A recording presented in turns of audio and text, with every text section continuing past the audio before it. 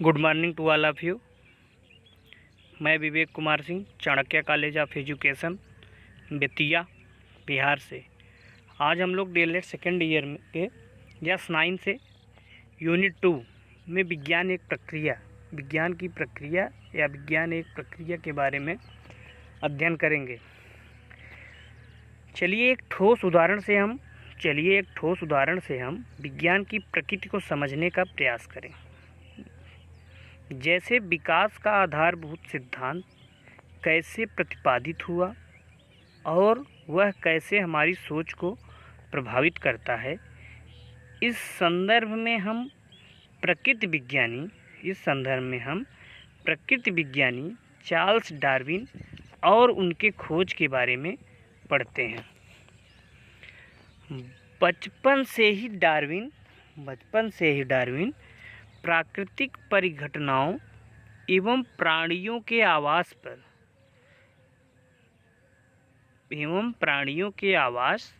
एवं व्यवहार के संबंध में रुचि रखते थे और अपने आसपास डार्विन महोदय बचपन से ही प्राकृतिक परिघटनाओं एवं प्राणियों के आवास एवं व्यवहार के संबंध में रुचि रखते थे और अपने आसपास से इनके विषय में जानकारी जुटाने में लगे रहते थे। डार्विन महोदय ने जीवों की विविधता एवं उन पर प्रकृति के प्रभाव का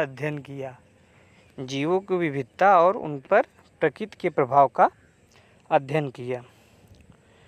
उनका अध्ययन व्यापक रूप से किया गया था। उसमें अविस्मरणीय समुद्री यात्रा की अहम भूमिका रही। उसकी अहम भूमिका रही। सन 1831 में डार्विन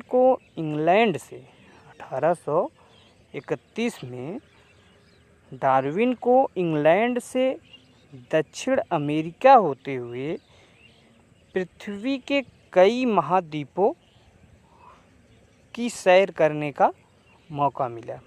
कहाँ से? इंग्लैंड से दक्षिण अमेरिका होते हुए पृथ्वी के कई महाद्वीपों की सैर करने का मौका मिला। बीगल जहाज का नाम है का सफ़र 27 दिसंबर 1831 से शुरू होकर 2 अक्टूबर 1836 में ख़त्म हुआ।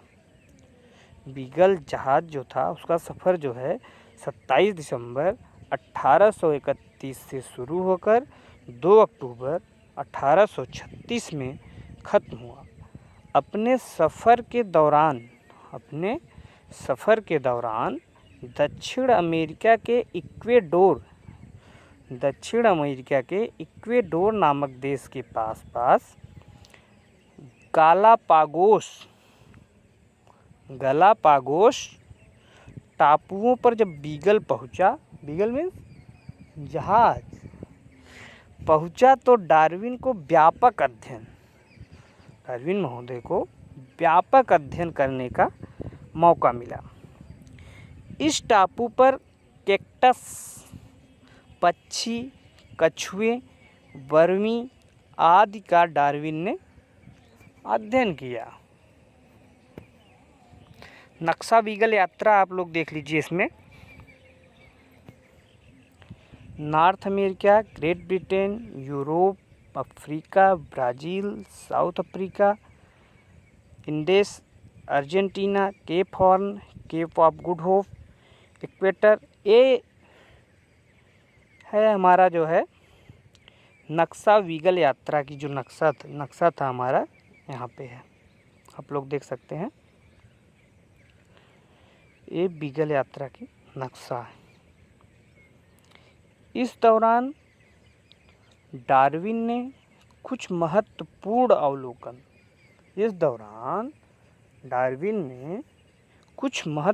अवलोकन जिनसे उन्हें जीवों के विकास का सिद्धांत प्रतिपादित करने में सहायता मिली। इस दौरान डार्विन के कुछ महत्वपूर्ण अवलोकन ऐसे थे जिनसे उन्हें जीवों के विकास का सिद्धांत प्रतिपादित करने में सहायता मिली। इस प्रकार था, क्या था?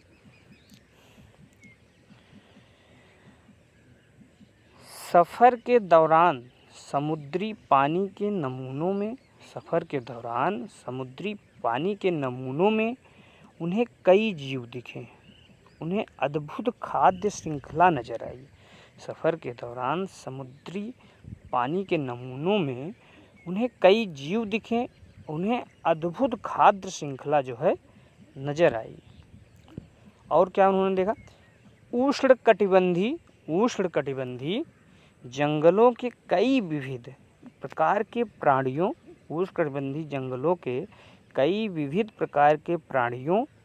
और उनके आवास का अवलोकन डार्विन ने पहली बार किया। तीसरा है हमारा, उन्हें समुद्री जीवों के कुछ जीवाश्म ऐसे स्थानों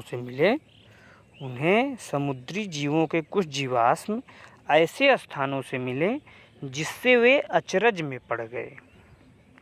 यात्रा के दौरान भूकंप का अनुभव मिला तो उससे वह अनुभव लगा पाए कि जो भूकंप का अनुभव मिला उन्हें, तो उससे वह अनुमान लगा पाए कि भूकंप से महाद्वीप व महासागर में परिवर्तन हुए हैं। अतः किसी जगह पाए जाने वाले जीव कहीं और पाए जाने लगे। अगला इनका था, इन्होंने क्या देखा? निरंतर चलने वाली प्रक्रियाओं के कारण पृथ्वी की सतह पर परिवर्तन आते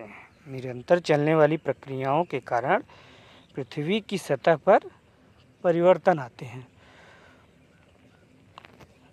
अगला पॉइंट है इनका क्या देखा इन्होंने? विशालकाय विलुप्त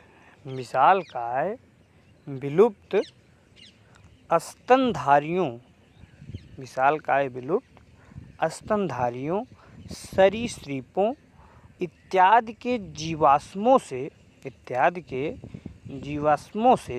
उन्हें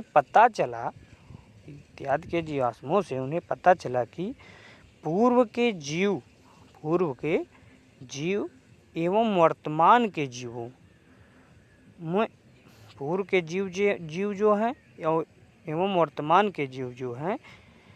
जीवों में विभिन्नताओं के साथ साथ समानताएं भी हैं।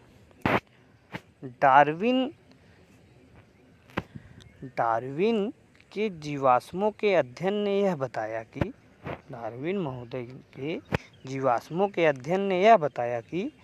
जीवाश्म पूर्व तथा वर्तमान में पाए जाने वाले जीवों के आपसी संबंधों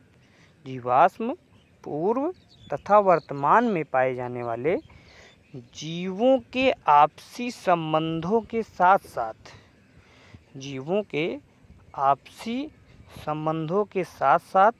वर्तमान में पाए जाने वाले जीवों के आपसी संबंध दर्शाने वाली महत्वपूर्ण कड़ी है।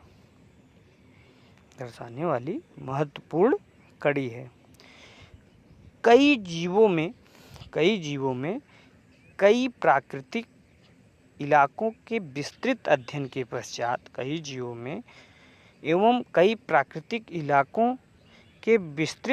के पश्चात ही डार्विन अपने अवलोकनों को सूचीबद्ध कर पाए थे। यानी हम कह सकते हैं कि अवलोकन करना और परिकल्पना बनाना वैज्ञानिक प्रक्रिया का अभिन्न अंग है। अवलोकन करना और परिकल्पना बनाना वैज्ञानिक प्रक्रिया का अभिन्न अंग है। इसी से हमें यह भी आभास मिलता है कि कारण कारक संबंध बनाने का निरंतर प्रयास चल रहा है।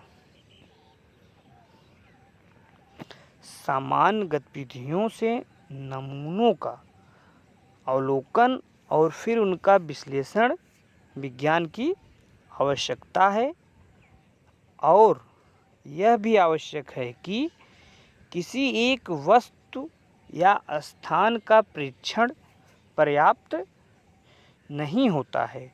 पुष्टि के लिए वैज्ञानिक जांच भी आवश्यक है।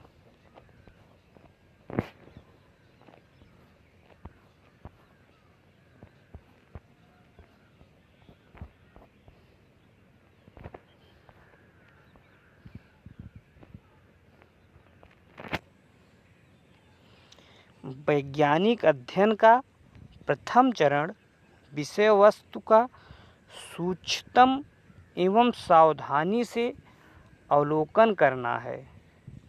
वैज्ञानिक अध्ययन का प्रथम चरण विषय वस्तु का सूक्ष्मतम एवं सावधानी से अवलोकन करना है। अवलोकन के आधार पर परिकल्पना बनाई